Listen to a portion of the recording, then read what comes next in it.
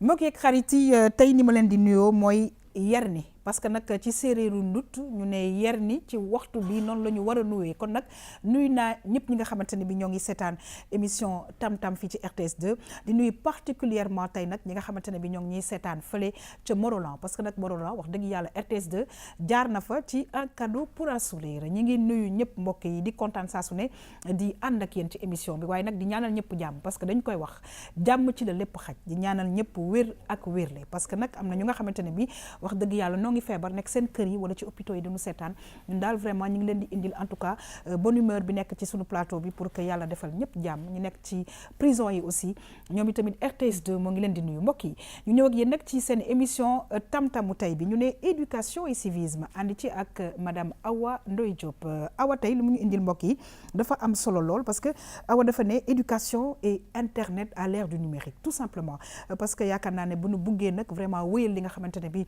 moom mooy éducation xale yi dañ leen di fekk si ci li nga xamante ne bi ñoom moom rek la ñu xam muy daal lépp lu jëm ci ay wàllu numérique mbokk yi dinañ ci ñëw largement ak suñu invité dans quelques instants bu ñu jógee ci loolu dañuy ànd ak yéen mbokk yi ci hijab du jour xam nga ne saa su ne vraiment ñi nga xamante ne bi dañuy muuru ak sax ñi dul muuru saa su ne ñi ngi xaar émission bi ci bés bi pour xool daal ay façon muuru yu bees dinañ ci ànd dans quelques instants ak suñu xarit mage magique mbokk yi bu ñu jógee ci loolu nag daal di yegsi nag ci suñu tonton Lamine Ndiaye c'est avec toujours un grand plaisir lañ koy recevoir parce que nag daf ñuy indil ay nit yu nga xamante ne bi léeg-léeg dañ leen di perdre de vue alors tey invité bu am solo mbokk yi muy monsieur Cheikh Ciss nekkoon nag orchestre national di nag séeréeru ndut dinañ ci ñëw dans quelques instants daal dinañu présenter li nga xamante ne bi moom mooy liggéeyam waaye ñu am beneen invité muy invité madame Awa Ndoye Diop di monsieur Babacar Lo di directeur tàggat mbokk yi madame Régie dellu si waat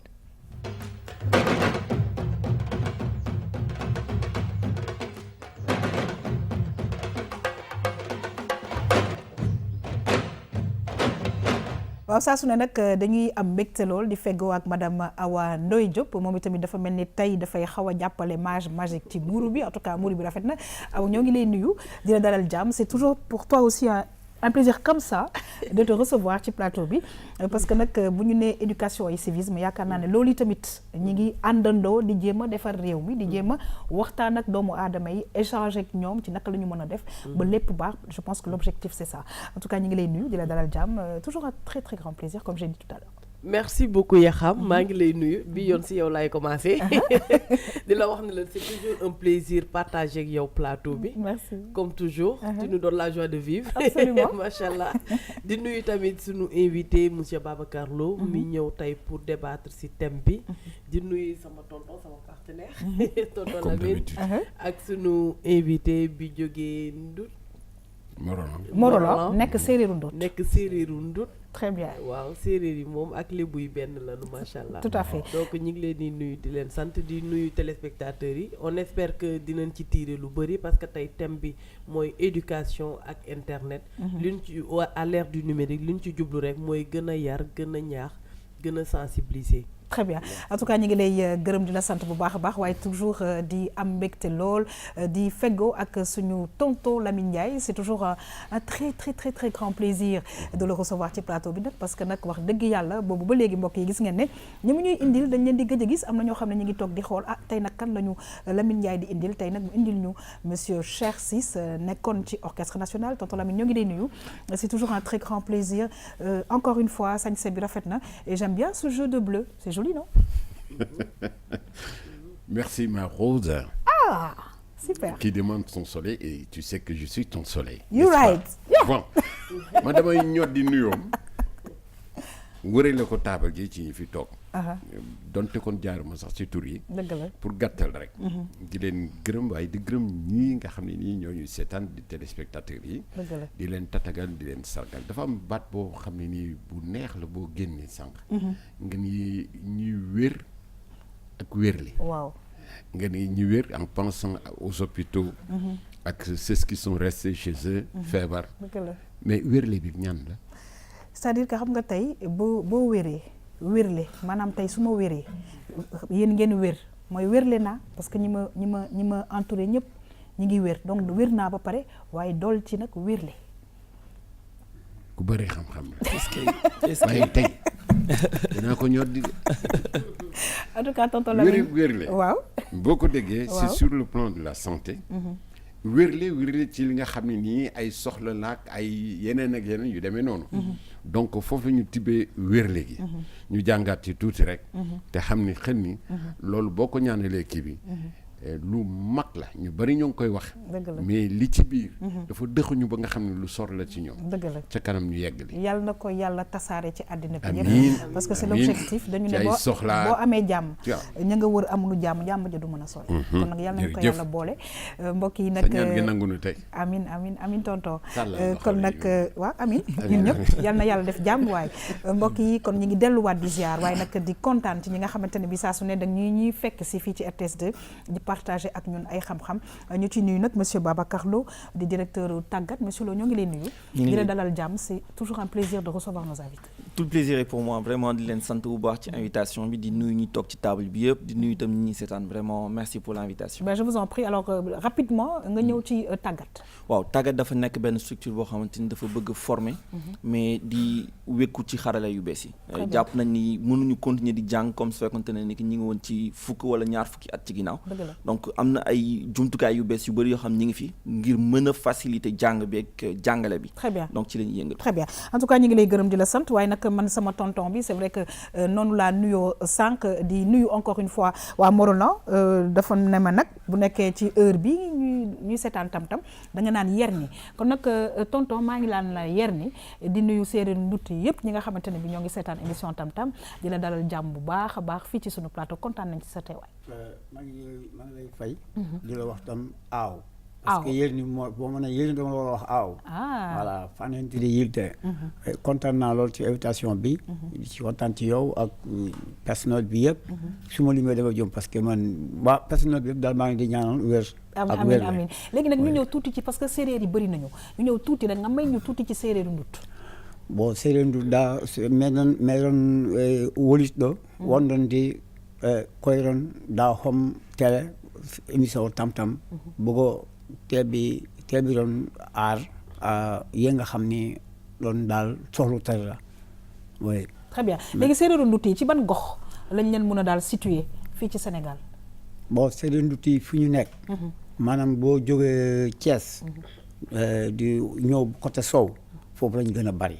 d'accord waaw très bien foofu lañ nekk. très bien en tout cas yéen ñëpp ñoo ngi leen di nuyu di kontaan saa su ne ci li nga xamante ne bi yéen a ngi seetaan émission tam-tam di fàttali ne yéen a ngi ñu jot mbokk yi ci canal 5 bu TNT kon nag ñu ñëw ak yéen ci éducation et civisme sànq ñoo ngi ko wax ak madame Awa Ndoye Diop ñu ne tey dañuy ànd ak yéen xool daal mbirum numérique bi naka la ñu mën a def pour gën a daal yokk ak gën a indi xam-xam ci xale yi pour seen éducation dañu dem nag daal ci benn micro trottoir xool mbokk yi lan la ci Sénégal yi ñoom i tamit xalaat ñu dellu si nag mën a waxtaan ak madame Awa Ndoye Diop waaye tamit ak invité monsieur Babacar Lo mbokk yi ñu dem dellu si.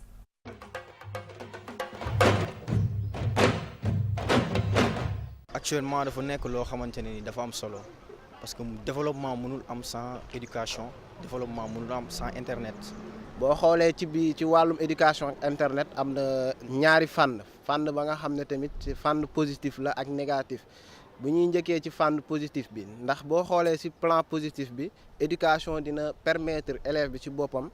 dina mën a cultiver wu def ay recherches ya nga xamante ne tey bu ko mënul am ci biir classe mu mun ko bénéficier wu mu yokk exprimer yokk idéem ci nga xam ne tamit ci wàllum njàng bi ak njàngale bi ndaxte boo xoolee majorité yu ñuy wër mu ngi ci biir internet mën nañu guider donc loolu internet nekk na la nga xam ne am na njëriñ trop ci fànn boobu ci élève bi nga xam ne mu ngi jàng. waaw parce que dina ko permettre tamit mu xam lu bari ci recherche yi muy def. Déjà à la base internet outil de travail la muy professionnel muy élève étudiant commerçant bi donc c'est un outil de travail normalement mais là lu ñu ciy gis fu mu toll nii mooy carrément c'est sorti du cadre parce que li ñuy gis ci internet bi léegi que ce soit sur Facebook les réseaux sociaux WhatsApp wala même sur YouTube donc je pense que il faudra ñu jóg ci réguler ko. Éducation bi léegi du si bëri li koy yàq c'est internet et pas seulement l'internet on parle de l'internet mais il y a la télé aussi man je pense que état ARTP war na teema dox ndax lan bu benn niveau bi bu élève day jàng ñu arrêté yenn services yi comme ça daal les services comme Facebook WhatsApp yenn services yi mais yenn service Google ak les moteurs de recherche ñoom ñu bàyyi ko mu fonctionner man daal solution boobu laa ci gis. Alors li ma wax sànq solution bi mooy qu'on régule voilà je sais pas comment l'État va s'y prendre wala comment l'État compte s'y prendre mais il faudra ñu réguler ko de telle sorte que mu am ay barrages parce que même boo defee sax moins de 18 ans léegi les enfants arrivent à détourner moins de 18 ans mu yokk âge am ou alors que les parents prennent leurs responsabilités parce que da ngay dugg ci benn kër par exemple nga gis ne am na wifi alors papa ji mu ngi connecté wu ci ordinateur am yaay ji mu ngi connecté wu ci téléphone am moom xale yaa ngi connecté wu ci tablette yi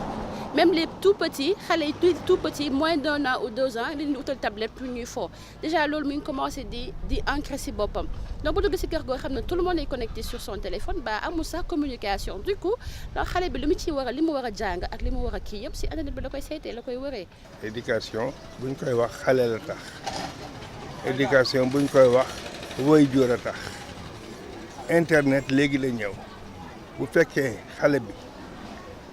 baayam yar ka dama ko yare internet di ko yóbbu waaye nag xale yi itam fokk nga yar leen ci sa kër parce que xale bi foog mu am appui parce que xaleel la dafa war a màgg booy màgg nag foog mu am fooy wéeru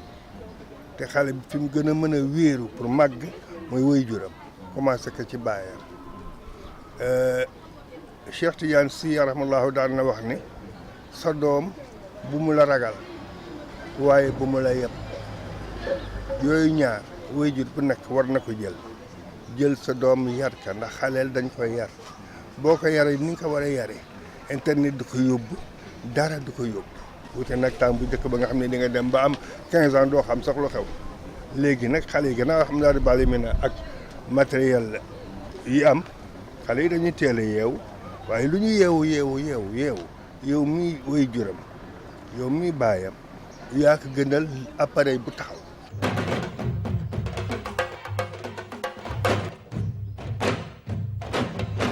ñi ngi gërëm ñëpp ñu nga xamante ne bii wax dëgg yàlla intervenir nañ nag di ci gis madame Awa Ndoye Diop lycée 20 mujjee nekk Lamine Gueye parce que xam naa am na ñu bëri ñu ngi seetaan naan fii de mbës naa fee jaar ñu ngi nuyu les anciens justement du lycée Von Vollenhoven bi nga xam ne Lamine Gueye la nekk léegi. alors ñu am nag vraiment ay wax yu am importance parce que ki mujjee wax lu mu wax dafa am solo nee na ci biir éducation yaakaar naa ne bu ñu la yaree na nga war a yaroo defe naa ne xëy na internet bi du la fëkk. waaye tamit léegi-léegi mu nekk ay mbir yu nga xamante ne bii dafa doy waar sànq maa ngi dégg aussi ku naan développement bi léegi mënuñu ko def ak éducation bi te duñ ko jaaree ci internet waaye ana naka la ñu war a def pour que nag xale yi mën a am fu nu yem parce que c'est important. waaw thème bi dafa nekk d'actualité parce que ñun ñëpp duñ koy vivre ku ci nekk da ngay am xale sa kër et cetera nga gis ni muy kii sànq yaa ngi wax naan xale yi léegi dañuy judd rek seen baaraam yi nii lay def effectivement mais aussi il faut que ñu jéem a camper débat bi xam nga mooy li Babacar doon wax léegi mu ne ni ñu njëkk ñi doon dundee bokkul ak léegi te effectivement d'après les recherches il y a 3 catégories 3 générations première génération bi moom la ñuy wax les baby boomers les baby boomers mooy ñi nga xamante ne dañu juddu après la deuxième guerre mondiale 1947 quelque chose comme ça ñooñu boo xoolee maîtriser wuñu technologie bi c'est vrai en plus ils sont plus forts côté écrit exactement vous comprenez après ñooñu am na ci beneen génération bu ñëw bu nekk ci digg bi ñu leen di wax génération X génération X boobu noonu moom mooy ñi nga xamante ni dañu juddu durant la guerre froide c'est à cheval entre l'autre génération et les baby boomers. Guerre froide bi ñëpp xam na ni c'est entre 1947 et 1993 donc ñooñu noonu dañu maîtriser aussi bien l'écrit mais aussi am notion voilà ci technologie bi la toute dernière génération moom la ñuy wax la génération Y ou bien les natifs technologiques te ñooñu noonu moom mooy ñu juddu 1981 jusqu'à nos jours mooy la majeure partie daal ñu nekk RTS2 mooy exactement donc booy xool mooy génération bii nga xamante ni ñoom ñoo nekk plus ñoom ñooy def activité yu bëri léegi parce que 1981 jusqu'à aujourd'hui en général ñooñu ñu nekk ci entreprise yi mais malheureusement li am mooy préparé wu ñu leen ci seen génération bi ñu juddu mooy technologie yu ñuy vivre parce que tout à l'heure et ça va très vite en fait et ça va très vite parce que chaque jour il y a combien de logiciels qui sont lancés il y a combien d'applications qui sont lancées et ça va très très très très vite malheureusement préparé wu ñu leen ci ba pare seen parents peut-être yi nga xamante ne ay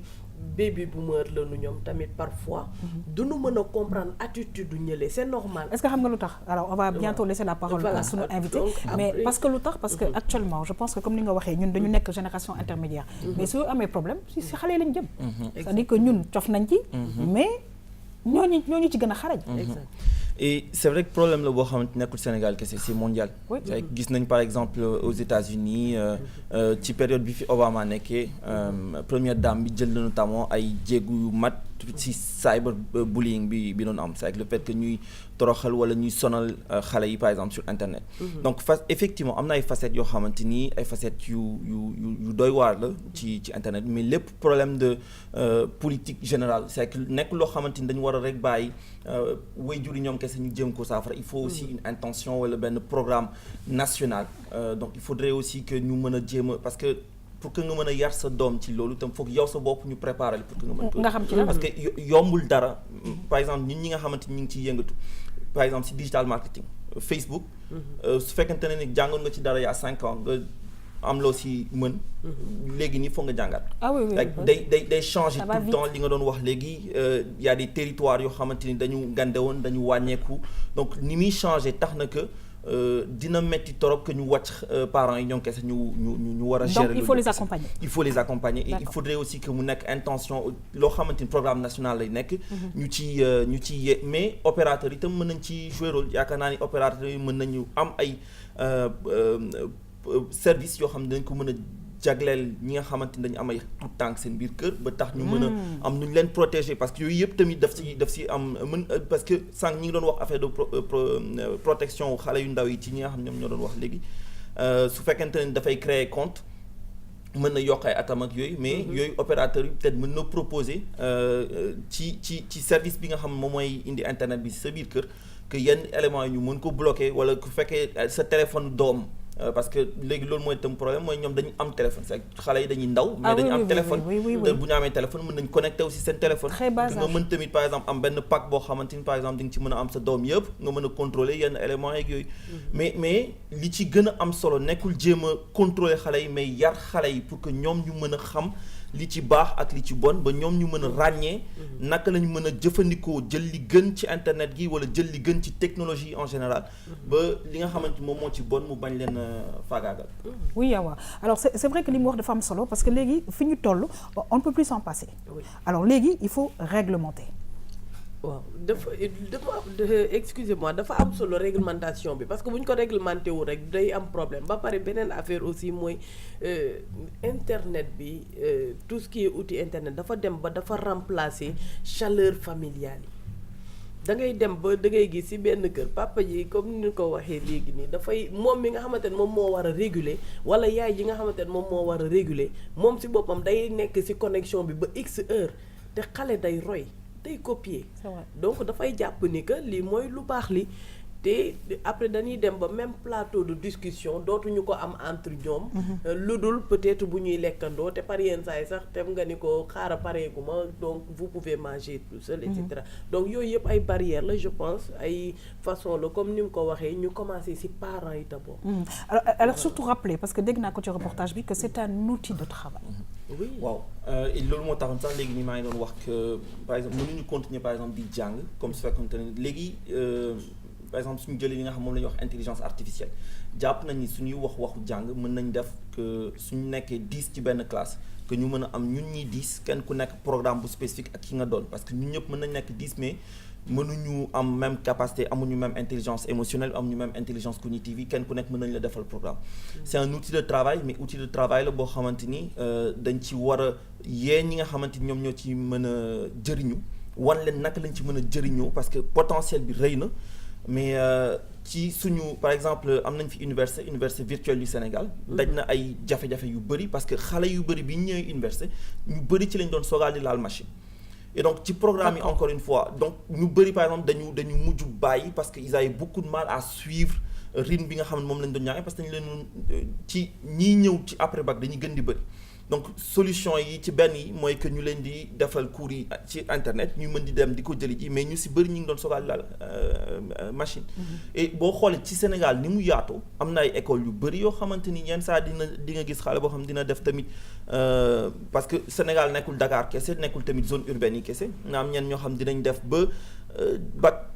mësuñu manipuler mais par contre waaw li nga wax c'est vrai mais je pense que ñi ngi commencer def ay efforts di commencer au niveau du primaire en tout cas familiariser les enfants avec les machines et de toutes les façons même si c'est l'école qui ne prend pas en charge moi je pense que comme ni ñu ko waxee sànq les enfants même à bas âge ñi ngi commencer di familiariser ak li nga xamante ne bi moom mooy internet. effectivement c'est que suñu jëlee ci zone urbaine yi surtout loolu moom mën nañ ko ràññee c'est que bon da ngay am sax doom bu ndaw boo xam bébé la mais dañ koy jëndal tablette donc effectivement day dem ba xàmmee icônes yi xam ni fii laay demee YouTube moom xale yu ndaw yoo xam mënaguñu wax léegi mën nañ dem YouTube dem seetaan ay affaires et cetera et cetera loolu moom li ñuy waxee les digitaux natifs c'est que dañu juddu effectivement ci technologie noonu la ñu màggaale et day dem ba ñoom li ñu xam ci téléphone bi yow miy waajur yow xamoo ko ci li ñu xam ci ab ordinateur bi yow ci miy waajur xamoo ko ci et donc dina metti trop pour yow waajur que nga cadré koo xamante ni li nga koy jéem a cadré moo la ci gën a xarañ très bien alors tonton Lamine dañuy sànq wax ne que c'est vrai que outil de travail la waaye léegi dañuy faral di génn cadre bi parce que lañ ca jublu mooy ay nit di mën a waxante lañ ca jublu mooy parce que nit dina def sax ay examen def ay cours ba am ay certificat ci internet donc je pense que nekk na outil bu nga xamante ne bi avantage yi waaye cadre bi ñuy génn dafa mel na léegi inconvénients yi mi ngi bëgg nag gàllankoor éducation xale yi wala ëpp loxo alors man constat bi moo ci def c'est-à-dire dafa am loo xam ne dañ ko dëpp ci njàngale mi muy lan ñun dañu am système bu ñu jàngalee boo ko xoolee ci cosaan wommat xam nga tubaab bi tey boo koy jàngal day bañ ku ko wommat moom da nga koy won mu jàng ci moom xamal boppam mais ñun dañ daan wommat mooy suivisme boobu nga xam ne nii daan na am ci kër yi dañ ko bàyyi ba pare rax ci dolli éducation bi nga xam ne nii mi ngi basé wu surtout dans la communication de ces enfants boo leen amee doo ñàkk di toog ak ñoom di waxtaan daal le voilà vous utilisez vos machines mais qu'est-ce que ça vous donne day la tontu nga mën a waxtaan ak ñoom ci loolu mën na leen indi sax ñu topp lu daan non père avait dit ou maman avait dit au moins ñu mën sukkandiku ci loolu pour mën a redresser wu parce que ñoom bu ñu nanguwul redresser wu liñ ciy séntu yëpp duñ ko am parce que mbedd maa ngi fi di leen yàq wala ñu dem sax seen benn xarit bu am loolu parent am mettre na ko dans les conditions mi ngi yore portable am internet yomb na ko mu won leen leneen loo xam ni gisuñ ko sax ci li nga xam ne ni moom nga indi woon ci biir kër gi kon nag ñaar yooyu moo fi nekk sàkku xam-xam ñu boole ceeg omat nit ki pour li ko umpale yëpp mu jot koo xam fii ci biir kër gi laata muy génn. très bien alors madame Awa Ndoye Diop xëy na dañuy wéyal ak suñu invité parce que dafa benn point bu am importance sànq nee na faaw parents yi tamit bu nekkee bëgg nañu encadrer ñoom i tamit soxla nañu encadrement et surtout il faut souligner aussi qu'au Sénégal du parents yëpp ñoo jàng. waaw du parents yëpp ñoom ñoo jàng moom moo tax dama ko bëggoon rek poser benn question parce que xam nga ñun léegi nii bi ñuy wax nee noonu am na ay avantages am na ay inconvénients déjà yan avantage moom lañ ci mën a tirer yan inconvénients ak yan piste d'amélioration moom la ñu mën a teg pour accompagner tranche yëpp. alors bu ñuy naree tàmbale ci avantage yi c'est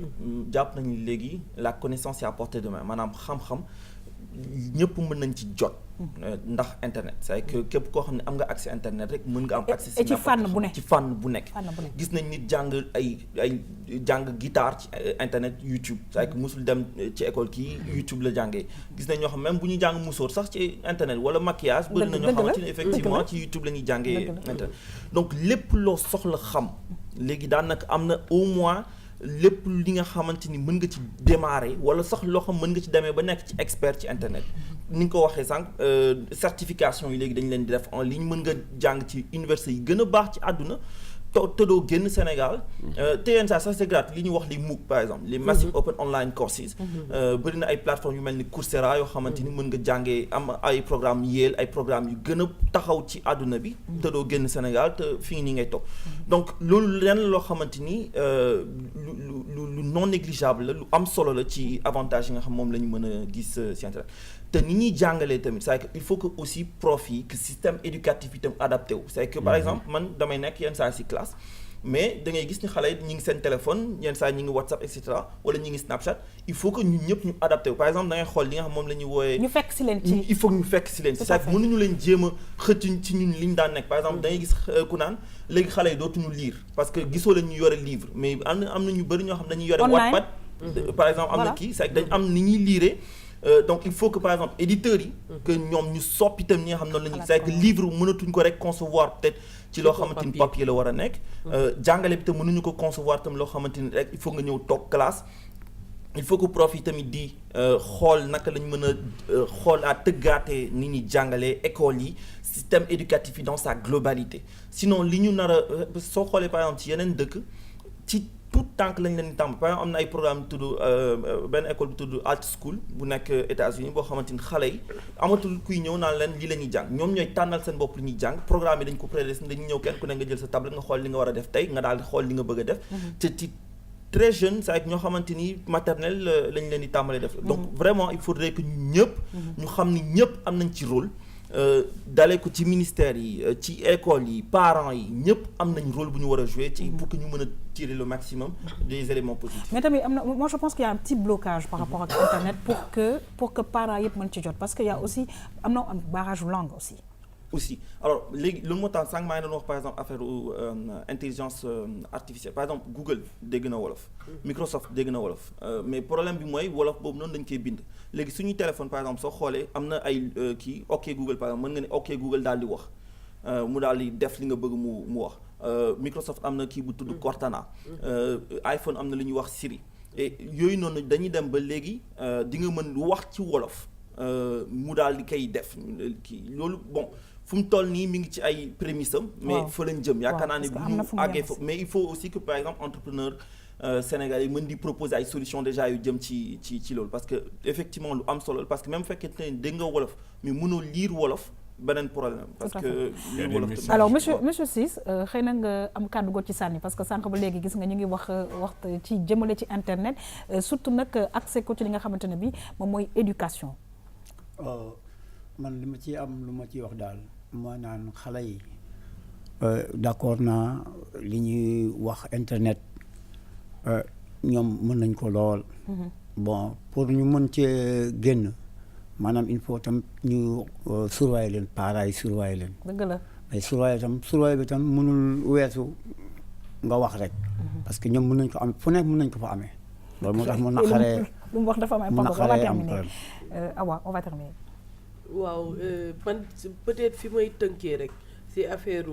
éducation ak internet parce que internet dafa vaste mais yi nga xamante ni moom la ñuy gën a utiliser moom la ñuy seetlu ni que jeunes yi moom la ñuy gën a utiliser ces natives technologies mooy surtout les réseaux sociaux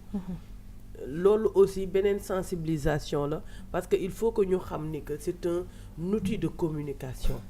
boo xamante ni couteau la à double tranchant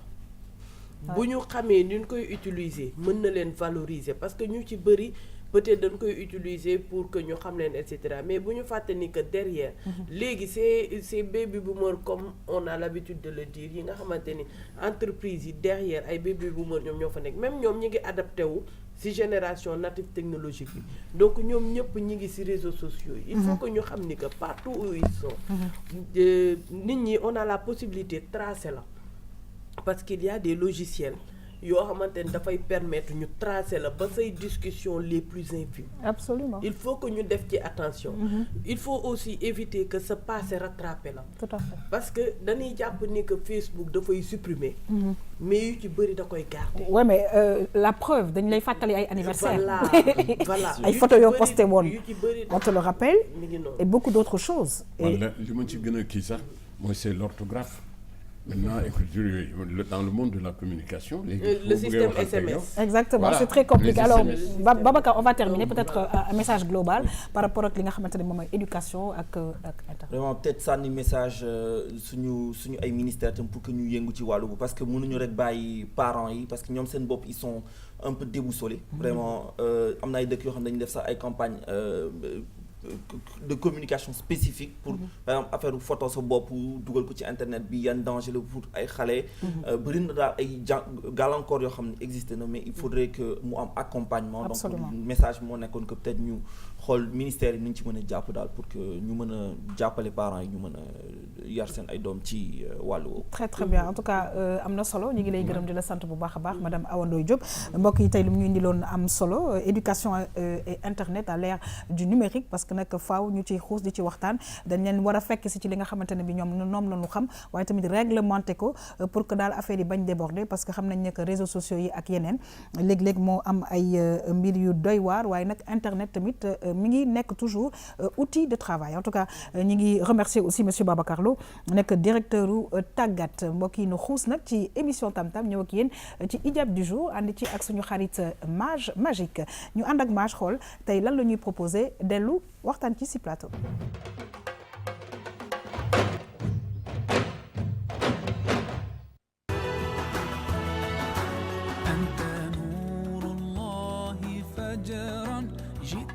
بعد العسر يسرا ربنا أعلاك قدرا يا إمام الأنبياء أنت في الوجدان حي أنت للعينين ضي أنت عند الحوض ري أنت هاد وصفي يا حبيبي يا محمد يا نبي سلام عليك يا رسول سلام عليك يا حبيب سلام عليك صلوات الله عليك يا نبي سلام عليك يا رسول سلام عليك يا حبيب سلام عليك صلوات الله عليك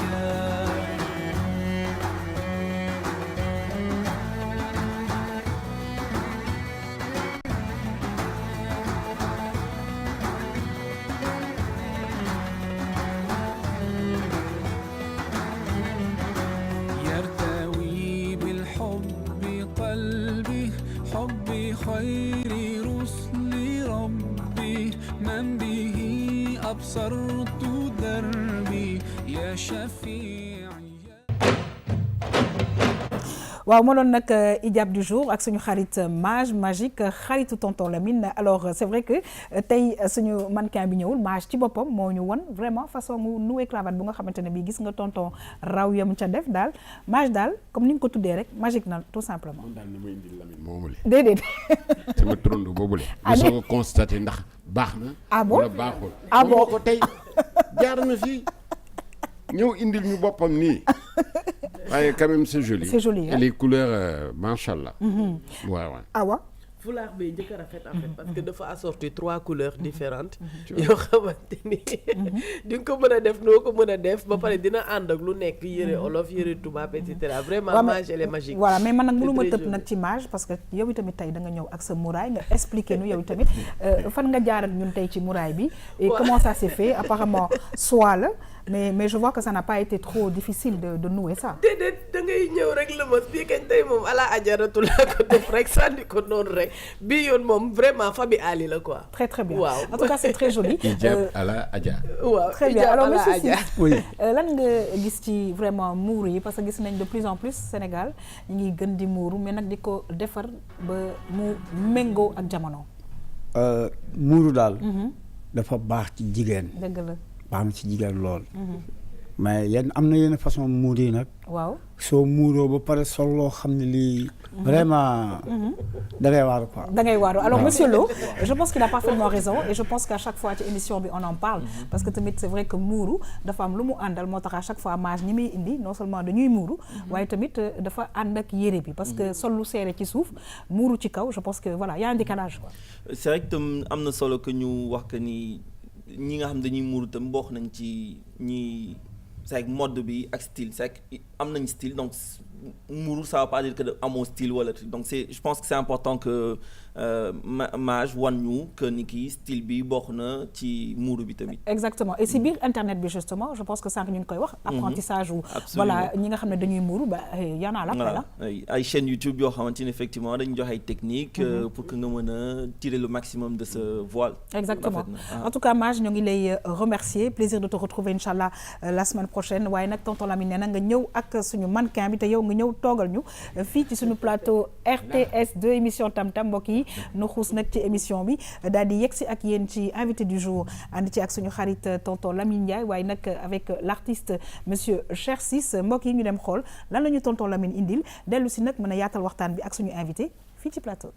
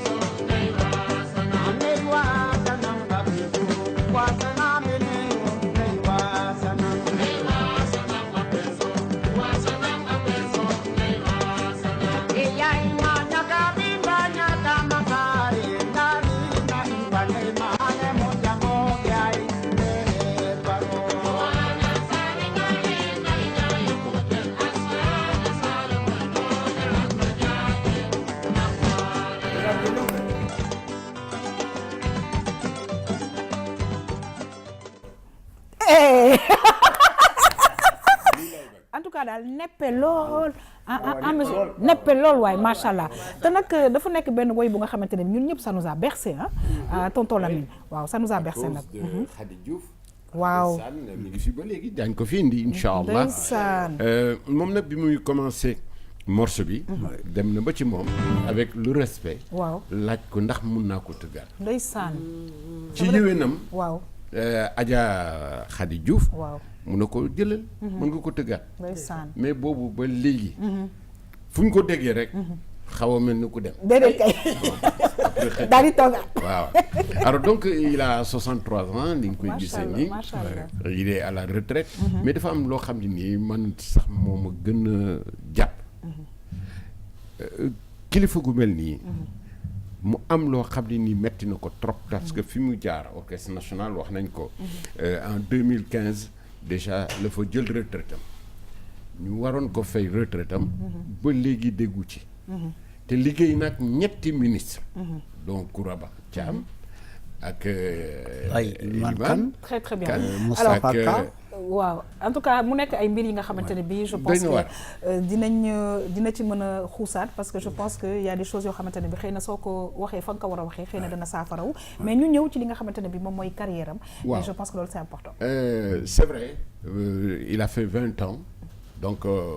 une création def na ci 20 créations aussi tamit yoo xam ne nii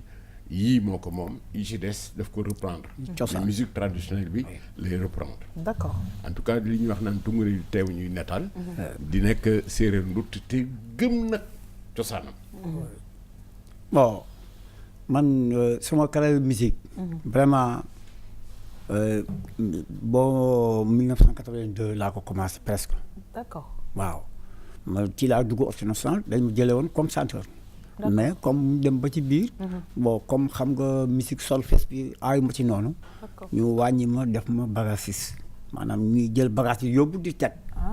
bu gaa yi paree nga ceet man ñu laaj ma ndax mun nga toog wala man mun naa toog parce que man père de famille laa. dëgg la ma toog. d'accord ba dem ba ci biir ñu jëlaat ma nekk chauffeur pour bañ rek toog rek. dëgg la ñu woo ma ministère may dawal ay ministres yi même ministre ñetti ministres yooyu maa leen doon daw presque. d'accord seen tuba ci télé maa leen gën a dawal sax que ñoom. très bien. waaw léegi mu jógee foofu mu delluwaat ci orchestre ba. ci laa amee ci lañ ma proposé morceau bi man ko morceau bi mën naa ko woy xam naa dañu amoon kooku mën a woy man ko mën naa ko woy parce que man ma jël benn cassette déglu femme bi lu muy wax yëpp comme yàgg na ma neex bi mu nekkee xale presque bon après man ma jël ko d'accord léegi nag ci la sa carrière woy commencé ci orchestre mais léegi laata ñuy xuus ci loolu xëy na ñu ñëw ci sensu woy bi c'est-à-dire que lan lañ ci woy parce que ñun dañ koy dégg mu ngi neex mais comprendre ñu exactement lan lañ ci wax waaw woy bi nag bon ci ñi ma ko expliqué dama ko woon femme dafa am benn femme boo xam ne bii xaritu ndaw si la xaritu Khady Diouf la d'accord dañu xaritu benn bakkan daal mais léegi dafa amoon benn malade bu ndaw feebar bu ndaw daal feebar bi yóbbu ko léegi affaire boobu xaw na ko touché daal d'accord waaye mu après mu fent morceau boobu très bien moom Khady Diouf ban waaw Khady Diouf sax moom ban séeréer la. ah Khady Diouf séeréer lu siin la parce que séeréer yooyu yëpp benn la quoi. d'accord alors tonton Lamine. mu nekk way bu nga xamante ne bii vraiment ça nous a bercé parce que yaakaar naa ne ku dégg Khady Diouf xam nga sa xel day dem ci way bi mu nekkoon Sorano moom itamit. dafa def liggéey bu rafet may kontaan nag ci vraiment Sorano nu mu tëddee woon. parce que waaso yëpp dañ fa daje woon. di fàttali nag ne am na émission bu tudd waaso vraiment bu nga xamante ne bii dina daw fii ci RTS 2 commencé na sax ak suñu xarit. Liko tonton. waaw xam nga li nga wax sax dafa am solo. parce que moment boobu nga xam ne ni mi ngi ko doon génne toll woon na ci ndawam yore dooleem. dëgg la woy ba ci boppam nekk woyu cosaan ba pare mu am doole. parce que waasanam bu ñu fàtte ni mooy baal ma. l'histoire boobu nekk ci biir indi na baal ma ci biir ak boo ci boolee jëkkatee nag bu dàqate encore ci leneen. lépp ci cadre baal ma la. kon ci valeurs yi la sukkandiku woon. di ci génnee xam-xam gu mag a mag comme on a fait tous les jours. Absolument. chaque fois bu woykat ñëwee fii am na ay valeurs yoo xam ne ñu dëxëñ na ko ci woyam. très très bien ñuy fàttali ne moom ci boppam jaar na ci benn troupe bu ñu wooyee man nag. Camal je sais que ni Camal la waaye. groupe Camal laa nekkoon. waaw man maa ko yore woon. d'accord Camal mooy naka mooy tekki lan. Camal bi mu la waxoon sànq. benn guy la rek bu tudd Camal. Camal. d'accord. mooy waaw genre guy la boo xam ne bii. bu dëkk bi bu ñu bëggoon bu ñu doon am ay réunion yu xaw a kii noonu foofu la ñu dem foofu toog foofu wax. genre sous l'arbre à palabre. d'accord donc yooyu yëpp yu ñu gëstu la moo tax ngay wax nii la. baax na ñoom ñuy dellu si ñu xam loolu ci ñoom. absolument alors monsieur Lo c'est vrai que ñuy faral ci invité du jour di indi ay artistes yu nga xamante ne bi xëy na def nañu un très beau parcours mais di ko fàttaliwaat xale yi di dellu si waat li nga xamante ne bi moom mooy cosaan parce que bu ñu fàttali ne Sénégal du benn waaso ay waaso yu bëri la moo tax ñu bëri dañu fiy jaar ñu gën ko vraiment xamal xale yi parce que je pense que c'est important xam sa cosaan. xam naa ni tam su fekkoon mënoon nañ di xool genre contenu yooyu nu ñu mënee di ko am par exemple sur YouTube wala parce que Sénégal Afrique généralement dañu am ay problème contenu si ay plateformes yu mel noonu xale yi xam nañ ni ki ñi ngi ci YouTube wala ñi ngi ci Vimeo nañ def nu contenu yooyu di demee foofu par exemple Doudou Ndiaye Rose yàlla na ko yàlla yërëm bi mu génnee àdduna def naa ay quelques recherches par exemple si YouTube pour xool ay quelques mais li nga mën a trouver ci moom wala li nga mën a trouver ci Sénégal par exemple yomb na que nga trouver ay yeneen affaire ci yeneen dëkk mais day gën a jafe que nga gis ay affaire ci Sénégal et loolu du jëmal Sénégal kanam daal c'est que ñoom ñëpp am na solo que ñu xool nu contenu yooyu yëpp nuñ ko mën a faciliter parce que mooy li ñu doon wax sànq il faut que ñun ñu dem fekk ji xarale yi ñun ñu dem fekk ji xale yi ci ñoom ni nga xam noonu la ñuy consommer contenu mais pas que ñu jëm leen forcer peut-être ci ñoom ñun nañ ko te li nga wax dafa am solo te am na artistes yu bëri nga xamante ne bi ñoo ngi ñuy seetaan je pense que c'est important di jël sa ay œuvres di ko dugal ci et puis même ça sert d'archive en fait en plus c'est possible de monétiser ça mën na jur xaalis exactement exactement da koy jëmmal waaw man ce que je voulais dire rek c'est que li mu yoree ci inspiration yoo xam ni dafa bokk ci création mi 20 la yoo xam ni amaguñu clip ñu gëstuwuñ ko waaw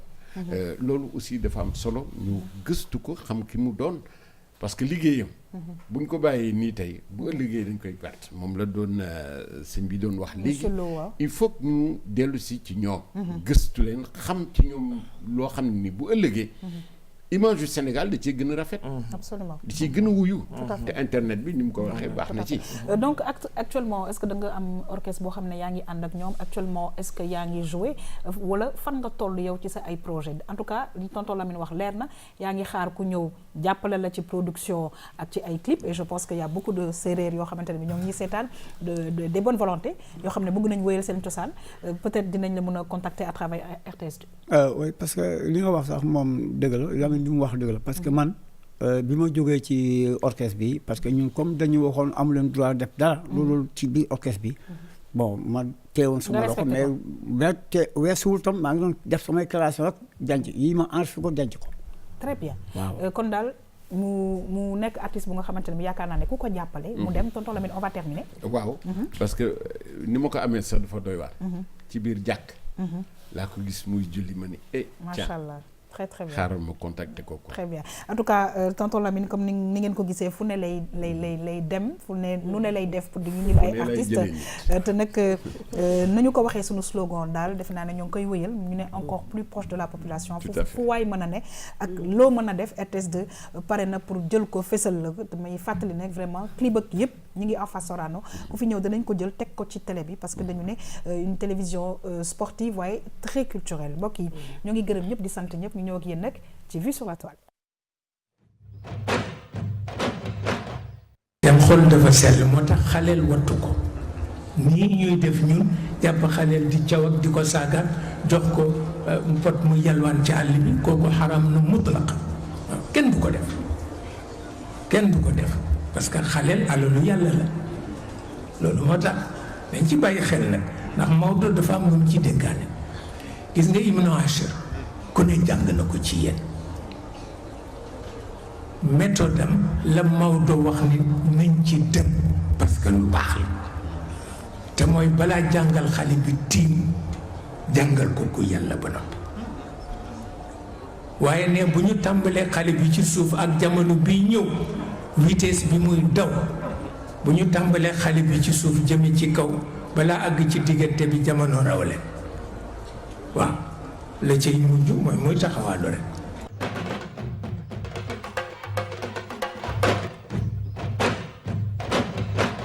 waaw yal nañu yàlla taas ci leeram muy Cheikh Tidiane Sy Al Mahdi vraiment comme ni ñu ko xamee rek magu Sénégal yëpp ay visionnaire lañu c'est-à-dire que la ñuy wax dafa am solo laata nag may jox kàddu gi monsieur Lo ma si nuyu nag ay njabootam ñu nga xamante ne bi samay xarit lañu Abdourahmane Sy di nuyu Maodo bu baax a baax monsieur Lo lan nga gis ci sunu Vue sur la Toile tey bi. waaw yaakaar naa ni sama papa damay faral di wax ni mag du gént day janneer yaakaar naa mooy li ngeen wax te que fu mu toll nii ñu ngi gis ni ki xale yi xaw nañ leen sonal wala xaw ñu leen protéger ni nga xam noonu la waree woon ci ñun ñëpp ci ay fànn yu bëri ci internet bi ci dundinu chaque jour et quelque part mën nañu wax ni ki yenn saa yi sax dañuy xaw am forme lâcheté ci suñu ñàkk def suñu wareef pour protéger wala indi si nga xamante ni loolu lañu waroon lu mu ndaw pour jàppale nuñ protéger xale yi mais bëri na effectivement ay forme souffrance ay forme violence yoo xamante ni effectivement xale yi ñi ngi koy walaay comme fu mu toll nii effectivement ni ñu koy faral di déggee yaakaar naan kenn ku ci nekk am na ci rôle bu mu ci war a jouer et kenn ku ci nekk daf ci war a def wàllam ngir ñu mën a aar xale très très bien alors dafa baax ay mag yu mel nii saa su ne télévision yi di delloo si waat seen ay wax parce que xëy na wax yi yàgg na waaye nag ba léegi c'est d'actualité parce que ñoom ñu ngi doon gis lu nga xamante ne bi xëy na ñun booba temps gisuñu ko woon en tout cas ñu ngi lay remercier mbokk yi di fàttali nag suñu invité ci wàllu éducation et civisme nekkoon monsieur Babacar Lo di directeur Tàggat on vous souhaite une bonne continuation. Merci beaucoup. Merci à vous monsieur Cheikh Ciss lan nga gis ci li nga xamante ne bi wan nañ la ko léegi li ma ci gis daal moo ni daal xaleel dañ ko war a tàggat bi mu nekkee tout tànk li nga gis nii yëpp xale yi ñu mel nii yëpp nii ñàkk tàggat bi nekkee xale rek la. très très bien mais oui. en tout cas ñu ngi lay gërëm di la sant di nuyu waa Morolan fa nga xamante ne bi fa nga jógee di la souhaiter yow tamit beaucoup de bonnes choses te bonnes choses yi defe naa ne fa ñu ko war a sukkandi mooy que daal vraiment nga am producteur ba ñu fësal liggéey bi nga xamante ne bi yaa ngi koy def ci wàllu art jëmale ko surtout si sa cosaan muy cosaanu séeréer ñoo ngi gërëm di sant bu baax a baax madame Awa Ndoye Diop di kontaan di feggoog yow saa su ne la nga ñuy indil am na solo lool peut-être un mot ci sunu vue sur la toile tey bi. waaw vue sur la toile bi dafa mel ni dafa kale bu baax ak yi ñu nekk di dund actuellement te suñu mag yu baax yi ñoom ñëpp waxoon nañu laata ñuy dem donc ñu gën a farlu gën a jàpp ni xale moom moomin la loo ci def rek suñu borom bi daf la koy delloowaat boo ko jiwee lu bon mu këppwaat ci kaw boo ko jiwee lu baax tamit xale du fàtte donc ñu delluwaat di ñaaxaat waajur yëpp di ñaaxaat tamit autorité yi bi di ñaax ñëpp parce que ñun ñëpp am nañ ci responsabilité daal tout à fait voilà fi may terminer mooy di remercier suñu invité Babacar Lo bu tàggat di remercier ñëpp mais aussi di remercier équipe du cabinet Active Consult di la remercier tamit waaw merci beaucoup man itamit maa ngi lay sant saa su ne ci sa teewaay waaye di remercier aussi tonton Lamine Ndiaye saa su ne mbégte la ñuy am di feggoog yow ak i nag di ci yokk sunu xam-xam ñoo ngi lay gërëm di la sant di la ñaanal wér ak wérle macha allah gudd fan. jërëjëf. sama xol dafa xaw tooy parce que li mu wax ci xale yi moo tax. luñ ci wax rek. bàyyi nañ ci lu rëy. dëgg la. te ni mu ko waxee ne xale moomin la te alalul yàlla la wallaahi dañ koy fàttaliku bu baax a baax a baax dëgg la gis nga sëriñ dëgg nii lay mel société bi buñ leen di yar bu ñu déggul suñu wax dañ ko wax ci firi goo xam ne nii dafay leer ci ay gëtam ci ay gis-gis la très bien te nag la ma ci gën a neex je vais interpeller rapidement avant de terminer monsieur Lo mooy que yii dañuy dafa baax ñu koy garder parce que ay wax yu nga xamante ne bii baax na ñu koy garder même di ko dugal ci xarala yu bees yi xale yi mën di ci jëriñoo parce que am na solo lool rapidement parce que ñoom dañuy faral di partager affaire yu donc suñu gisee bàyyee message yu mel nii ñuy faral di ko partager message bi dina des ñëpp mën ci jëriñoo et puis wax ji soriwul société neex a dégg la neex a comprendre en tout cas ñu ngi gërëm di sant ñëpp di ñaanal kilifa yëpp kilifa diine yi kilifa aada yi duñu cité kenn waaye ñi ngi ñaanal ñëpp ñu yàgg fi ñoom ñëpp te wér te ñi génn àddina yàlla taas ñu ci seen barke mbokk yi ñoo ngi gërëm ñëpp di sant ñëpp mais remercier nag Sali Anne bu La Brosse numéro téléphone am mi ngi affiché ci écran bi ma nga nekk fële ca Nord Foire wetu brioche dorée bi mbokk yi di leen gërëm di leen sant encore une fois di leen jox rendez-vous suba pour beneen émission Tam Tam di remercier toutes les équipes techniques bonne suite des programmes sur la RTS 2 au revoir